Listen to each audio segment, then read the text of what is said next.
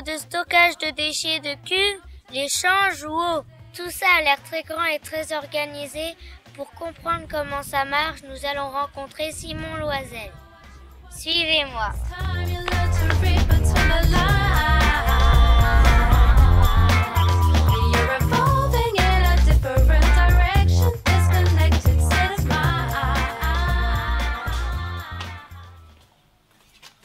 Bonjour Simon. Bonjour Lynn. Alors quel est ton rôle sur ce centre? Je suis le directeur du centre. Donc je m'occupe du bon fonctionnement du traitement des déchets, mais également des relations avec nos clients qui sont les collectivités locales et les industriels.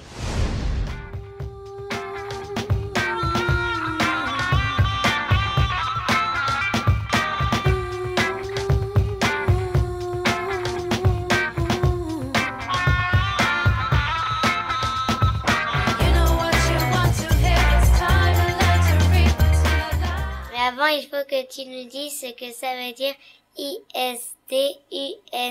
Alors ISDUND, c'est le nom de notre installation. C'est une installation de stockage de déchets ultimes non dangereux. Viens, je vais te montrer. Avant de commencer, Lynn, pour des raisons de sécurité, tu vas mettre cette casquette et ce gilet bien visible.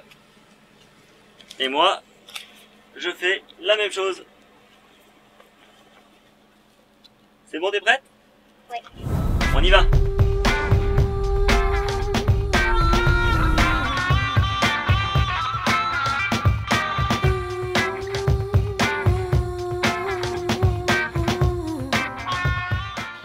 Alors là, Lynn, on est dans le centre de tri.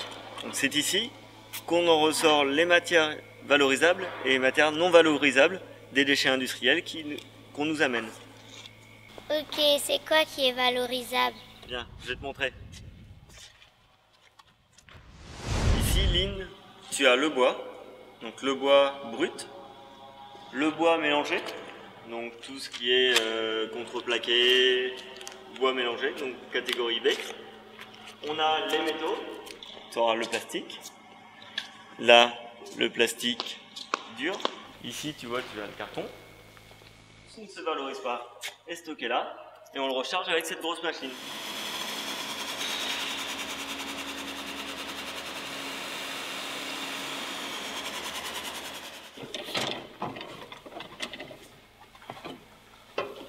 Bonjour, qu'est-ce que vous faites? Donc là, je suis en train de trier les déchets selon leur catégorie. Donc tous les déchets qui sont recyclables, je les mets dans les différents silos selon leur catégorie. Et ils seront rechargés dans des camions pour aller se faire traiter dans d'autres entreprises. Merci Samuel. Et c'est quoi cette grosse machine? Alors cette machine, Lynn, c'est une presse à balles. Donc la presse à balles, ça fonctionne de la manière suivante. Le carton, par exemple, qu'on a recyclé, qu'on a mis dans les cases, donc on le reprend avec la pelle à grappin, on le charge dans la presse. Ensuite, à l'intérieur, il y a un gros piston qui pousse, qui presse le carton pour en faire un gros cube. C'est ici, tu vois, ça pousse et ensuite on a des gros cubes de carton qui arrivent. Et les déchets non valorisables, ils vont où alors? Tout ce qui ne se recycle pas vont être stockés dans nos alvéoles. C'est là-haut, dans le nord-ouest du site. Mais pour y aller, vaut mieux que tu descendes et qu'on y aille à pied. Viens. Hop.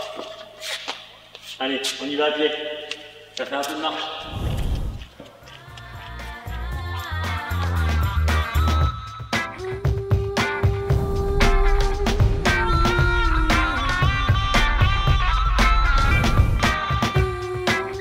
On arrive aux 3 premières alvéoles. Les 3 premières alvéoles du site. Ils sont bien, on va sur le quai.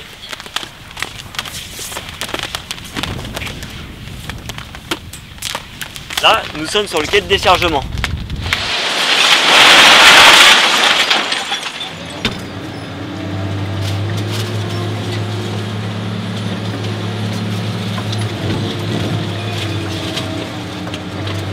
Alors là, Lynn, c'est ici qu'on a les déchets non valorisés. Donc, comme les ordures ménagères ou les déchets qui proviennent du centre de tri et qui ne sont pas recyclables. Donc les camions viennent décharger ici. Ils déchargent pour le moment dans la première alvéole. Et au fur et à mesure, on avance d'une alvéole à une autre alvéole. Donc là, pour le moment, nous avons 3 alvéoles, les 3 premières. Mais à terme, il y en aura 20 sur tout l'ensemble du site. Et en bas, près du gros engin jaune, ce sont des déchets stockés. Alors là, tu vois, sous l'engin jaune, le gros engin, c'est un compacteur à déchets. Et donc dessous, il y a bien justement des déchets. Là, actuellement, il y a 2500 tonnes environ de déchets. Et à terme, dans cette alvéole, il y en aura environ 75 000 tonnes. 75 000 tonnes. Oui, 75 000. Et ça, c'est pour une alvéole. À terme, il y aura 20 alvéoles. Donc ça fait 1 430 000 tonnes. Je suis fort, hein?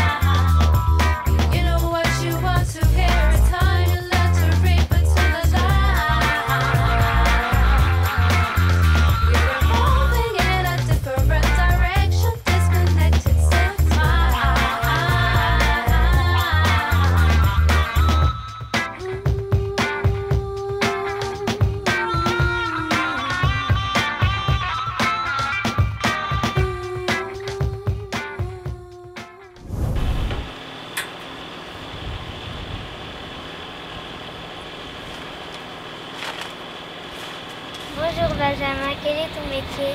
Bonjour Aline, je suis chauffeur de compacteur et je suis responsable des alvéoles. Je retraite les déchets issus des centres de tri et de collecte d'ordures ménagères.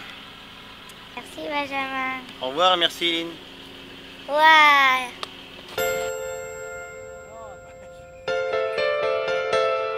Tu sais que c'est un faucon et il n'est pas là par hasard. Viens, je vais te montrer quelque chose qui va t'intéresser.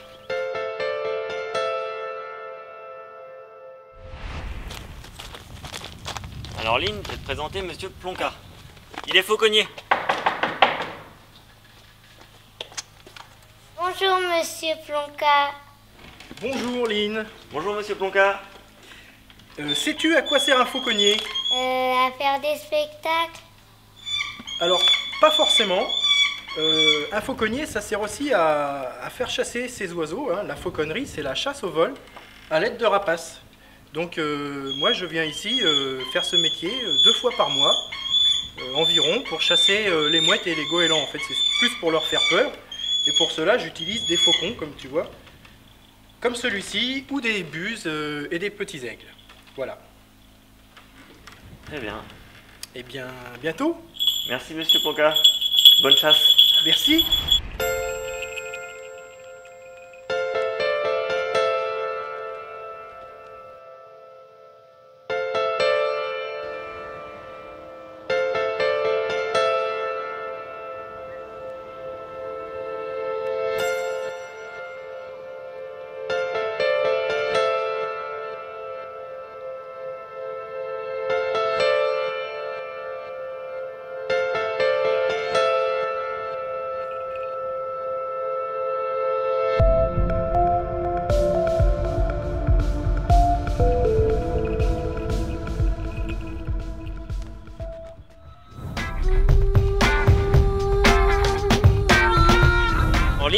L'eau pluie qui tombe dans les alvéoles et le jus de fermentation des déchets, ça s'appelle du lexivia.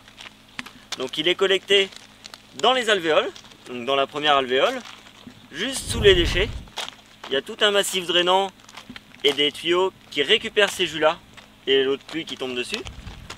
Et ensuite, ça vient en gravitaire, donc En fait, on a fait les tranchées au tout début des travaux avec une pente naturelle pour que tous ces jus-là, tout le lexivia, arrive directement dans nos bassins de traitement de lexivia. Et ça veut dire qu'on a le droit de se baigner? C'est pas tout à fait ça, Lynn. Justement, il n'y a pas le droit d'aller dans les bassins, mais si par erreur quelqu'un tombe dedans, on a une bouée pour lui lancer, et à l'intérieur de la caisse jaune, on a une échelle pour qu'il remonte à la surface. Hop. Il y a aussi des cordes. Une corde, une échelle, pour remonter à la surface.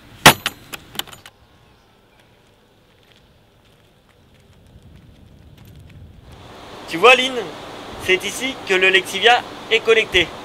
Donc, comme je t'ai dit tout à l'heure, il arrive dans le premier bassin, ensuite dans le deuxième, il est aéré, il arrive dans le troisième, il est pompé dans le troisième, pour arriver en dessous, directement dans le cuvon enterré qui est là. Du cuvon, le lexivia est repompé, il est projeté dans chaque module. Il y a des aérateurs au milieu de chaque module pour évaporer l'eau. Et le concentrat de déchets est récupéré dans les filtres et il repart sous forme de boue dans le cuvon enterré qui est là. Ensuite, la boue est pompée et filtrée dans le big bag juste derrière les caisses en bois. Mais quand il fait mauvais temps, comment on traite le lexivia? Il fait mauvais temps, on a une solution, c'est par là que ça se passe. Pour évaporer, Lynn, on peut évaporer naturellement avec la chaleur ambiante. Comme là, aujourd'hui, il fait chaud, on va naturellement pouvoir évaporer l'eau. Mais dans le cas où il fait moins bon, on va quand même pouvoir évaporer grâce à une chaudière qui se trouve juste ici.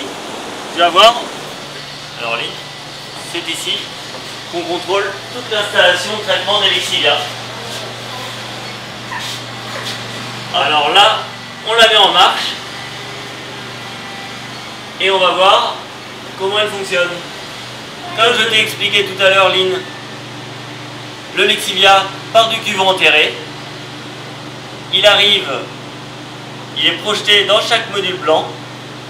Donc là, c'est en train de clignoter pour montrer que chaque évaporateur est en marche et que le lexivia est projeté.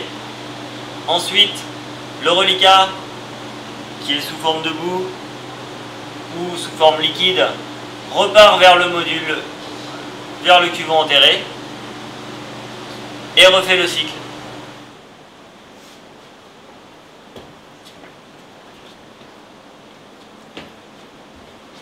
Quand il fait pas beau et qu'on veut quand même évaporer l'eau pour traiter le lexivia, on peut toujours le faire grâce à cette chaudière. Donc pour le moment, cette chaudière elle fonctionne au fioul et à terme, elle va fonctionner au biogaz qui résulte de la fermentation des déchets. Ça veut dire que quand on stocke du déchet et qu'on le compacte, qu'il reste longtemps à une place, il se dégrade. Et quand il se dégrade, il forme du gaz. Donc ce gaz, nous, on va faire des puits dans notre massif de déchets pour pouvoir aspirer ce gaz, le reprendre et le valoriser. Donc cette chaudière va permettre de valoriser une partie de ce biogaz.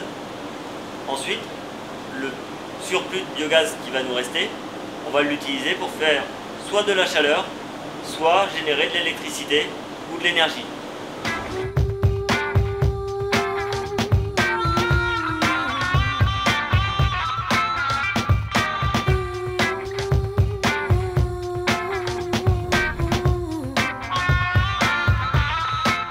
C'est pour le lexivia, et l'eau qui tombe pas sur les déchets, elle va où? Alors, elle va pas ici, elle va dans des bassins qui sont spécifiques pour l'eau pluviale de ruissellement.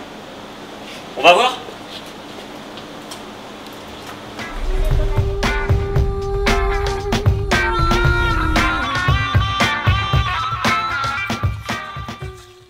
C'est ici, Lynn, qu'on récupère toutes les eaux de pluie qui ne sont pas en contact avec les déchets. Donc les eaux de ruissellement, de voirie, elles passent dans un déduileur débourbeur pour être traitées, pour pas qu'on retrouve d'hydrocarbures. Et ensuite, c'est les eaux de pluie de la prairie qui arrivent directement ici, dans ces bassins-là. Des bassins comme celui-ci, il y en a 3 sur le site. Et à terme, il y en aura un 4e. Et quand ces bassins ils sont pleins, ils débordent? Pas tout à fait, Eline. Ces bassins, ils sont jamais remplis, puisqu'ils sont directement reliés à la zone humide qui a été aménagée de l'autre côté de la route, tout en bas.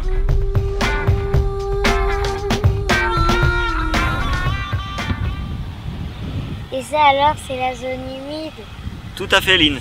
C'est un aménagement qu'on a réalisé dès le début des travaux pour pouvoir accepter toutes nos eaux pluviales qui ne sont pas en contact avec les déchets.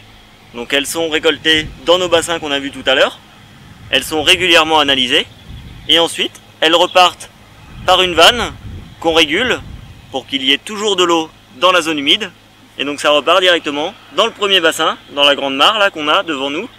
Et ensuite on a plusieurs petites mares qui sont plantées et avec un petit cheminement de l'eau pour pouvoir aménager une zone qui sera constamment humide. Toute cette zone humide, Lynn, ça permet d'avoir un espace pour pouvoir étudier la biodiversité. Et donc pour cela, on a le groupe ornithologique normand qui vient et qui fait le suivi de cette zone humide et de notre site. Mais plus tard, qu'est-ce que ça deviendra? Comme tu as pu le voir, Lynn, tout à l'heure, on est sur la première alvéole. Chaque alvéole, c'est à peu près 1 an d'exploitation et on en a 20. Donc dans 20 ans, on aura recouvert le site avec une géomembrane pour fermer hermétiquement le déchet et pour récolter le maximum de biogaz. Sur la géomembrane, on va mettre du limon naturel et de la terre végétale pour pouvoir replanter sur le massif du déchet des haies bocagères et reconstruire des plantations.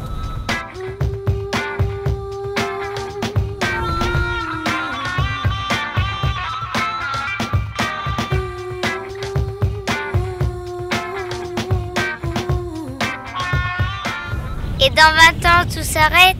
Pas tout à fait, Lynn, puisque dans 20 ans, on continuera de récolter les biogaz pendant encore quelques années et on continuera d'analyser le lixivia et de le traiter. Mais dans 20 ans, tu te rends compte? Ça fait longtemps. T'auras quel âge? Ça se demande pas une fille.